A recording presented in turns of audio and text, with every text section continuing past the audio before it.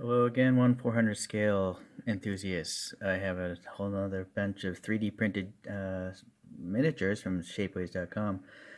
We're starting off today with two little airport service vehicles. The first little white tractor is called a Jet 16, and that's obviously used to move small airplanes and possibly some stairs and stuff around the airport apron. For reference, we have the blue classic Range Rover on a US penny. Okay, the stairs are of my own design. Nothing that I can really say exists in reality. Here's an interesting one now. This is called a road zipper, and a Lindsay company, Lindsay road zipper. When I was a kid, and I would see these things in like the Boston area, they would literally pick up the concrete medians of a road and shift them. So here's what happens underneath the vehicle. It literally lifts up the pieces of concrete and then shifts them from one side to another side. So basically, if they would change the amount of traffic depending on the which way the traffic is going for the day, inbound or outbound or whatever. So I don't see these around anymore, but it's not to say they don't exist. Maybe they exist on bridges or other tight congested areas. All right, well, anyways, that was an interesting one to design. No drawings at all. I have to extrapolate all that off a photograph, so I'm not sure if it's correct or not. Probably not. Excuse me. This next one is called a Hyundai Super Aero City Bus from 2004. Just a standard city bus. Okay. This next one here is an ambulance built on a Ford F650 chassis, and there's not much else to it really. Okay.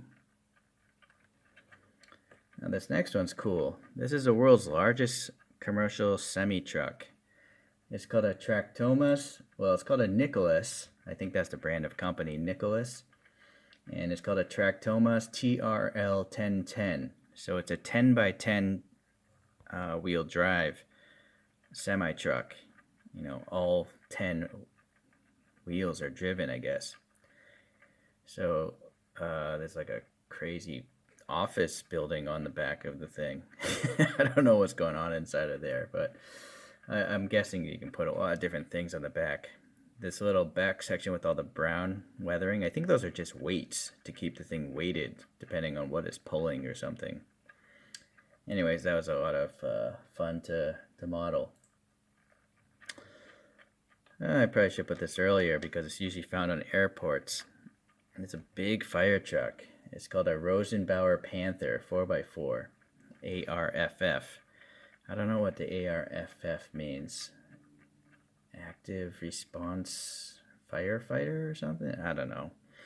Anyways, it's a huge fire truck just looking at it compared to that Range Rover. So I know a lot of airports use these things. But actually, Rosenbauer makes 6x6s and 8x8s. So this is actually one of the smaller one from the line of Panthers. Anyways, very modern looking. I like it. Alright, next up we have a Renault Magnum semi-truck. And I just think the front end of this thing is cool. It's just a four-wheeler. It's only two-wheel drive, I believe. And so it's supposed to be from 2009, this model of Renault truck. You just don't get to see these in the United States, so I just thought it'd be cool to make a European truck. Okay, let's get into some construction type of things here. This one here is an American brand crane. It literally says American on the back. I'm not sure if the camera's going to be able to focus though. Hold on, I gotta change the angle on this. Maybe if I pause the coaster. Yeah, the light still. Maybe you can see it right there on the back underneath the black. I actually put in the word American because that's what belongs in the real crane. So I think it's a classic, crane with the scaffolded boom. Although I had to fill in all the scaffolding because 3D Shapeways won't allow the printing wires that thin. And I just crazy glued some string on this little bucket. I think it's called a clam bucket. It opens up like a clam. And so, yeah, I actually have some mounting putty holding it up right now. This thing does actually pivot up and down, but I have it in this position. Okay, next crane here. This is an off-road crane called a Terex RT130. And so it's got giant tires, as you can see. They're probably as tall as that Range Rover. And it can move stuff off when it's off-roading. So, yeah, interesting stuff out there. Alright, this next one you've seen probably before. It's just that the plow is different. This is called a Wolf 540, and it has a parallel link plow. So you can see the links holding the blade, they're parallel. So previously I showed a multi-link one with multiple links. I'm not sure what the advantages are between a multi-link versus a parallel plow. I'm sure a multi-link allows more control and stuff like that, but oh well, whatever. Alright, a lot of military ones coming up here. This is a old World War II tank wrecker. It's called an M25. It might also be known as an M26, or by nickname it might be called the Dragon Wagon. I actually have a Tamiya model kit of this thing. I think it's like a 1/24 scale model kit I built, but I modified it to fit an RC crawler truck chassis. So unfortunately it's in a different country, so I can't show it off. Okay, well, more modern times, we have Renault again. Renault gets into military stuff. So this is their version of a Humvee. It's called a Renault Sherpa Light APC. Yeah, it looks very much like a Humvee as well. It's obviously bigger than that Range Rover. Okay. Another Renault is a VAB 6x6. Now again, I don't know what VAB would mean. Boy, I can't even guess what that acronym would be. It's probably a French acronym, so I have no clue. Please leave a comment if you know. Okay, we're going to get to World War I. Tiny little guy. This is called a Russo Bolt C, and it's from 1915, and so we're talking over 100 years ago. I'm not sure the history of this, if this is a dedicated chassis, or if they, I'm going to guess they probably just took a road car and put a bunch of armor plates around it. But I don't know for sure, so again, maybe some people would also like to see your comments if you know about that vehicle. Okay, back to modern times again. This one is called a Street Spartan 4x4. So the company is Street, S-T-R-E-I-T, and then the model is a Spartan 4x4. Okay. Alright. And another Street, although much bigger. In fact, I should leave the other one up there. This later one is called a Street Typhoon, and that's also obviously a 4x4. So it seems to be taller and longer and probably carries more people. I'm not sure if these are more for private military contractors or if actual governments buy these things. I don't even know what country Street is from. For some reason I feel like it's American just by the name, but I'm obviously wrong all the time. So this next one coming up is a Thales Bushmaster. I forget where Thales is from. Someone commented on it before, but I can't remember. Thousands of vehicles. I forgot my birthday several years. Not once. I've forgotten my birthday many times. Right? So for me to think of the statistics around a vehicle, that's just not going to happen. This next one's quite big. This is a Ural Typhoon.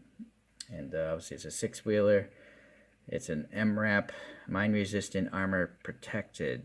I believe I got that one right. Someone left a comment on what MRAP means. But just look at the size of this guy. I mean, compared to that Range Rover, so it's basically more like a armored semi-truck almost. Pretty neat. Alright, the next one here is a VPK Boomerang. Although I don't have the barrel on it, it would be way too thin to 3D print, and I can't even find a needle thin enough to represent the barrel of this, so it's just barrel-less. But obviously it's an 8-wheeler, and an armored personnel carrier with some sort of turret with some sort of either small cannon, or I'm gonna guess it's a small cannon, like maybe a 40 mil or something, but okay, I don't really know for sure again. The last of the militaries is a classic, and they make cars. So this is a Volvo C303. It's possible, I'm pretty sure these may have been sold to the public. It looks very much like a pin scourer to me. But yeah, I never even knew this existed. But it's made by Volvo, and yeah, pretty interesting. Okay, just 2 more to go. I'm just going to do a couple of sci-fis, which you may have seen in previous videos, but these don't have landing gear. So, Battlestar Galactica, the classic TV show, this is the good guys, the Colonial Viper. And then the bad guys, oh, I gotta change the angle again here. The bad guys are the Cylons, which is a robot race. And I've shown these two off with landing gear, but I decided to actually print the ones without landing gear and just have pins in them.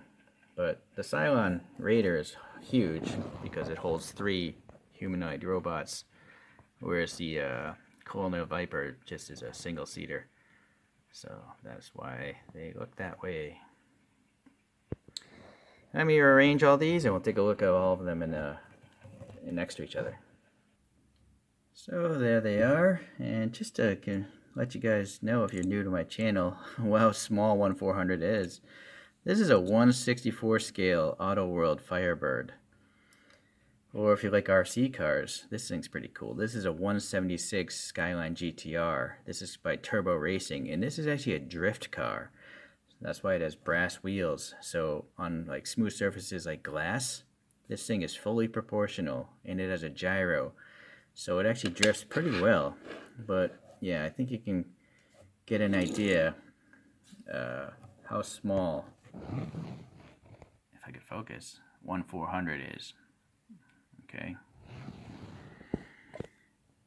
Alright, with that said, if any of you guys care to leave a comment, be curious which ones you guys like the most today. I'm not going to count the Battlestar Galacticas because I've shown those vehicles with landing gear in the past. But for this set, I think I like the Road Zipper because it's funky. But my favorite would be the Nicholas Tractomas 10x10 semi-truck. This is a mean looking beast. I mean, this is a huge truck. Or highly powerful. I mean, look at the size of the tires compared to the bus, right? So that thing's rolling some special equipment for sure. Alright, well, thank you for watching today, and I'll see you in the next 1/400 scale video.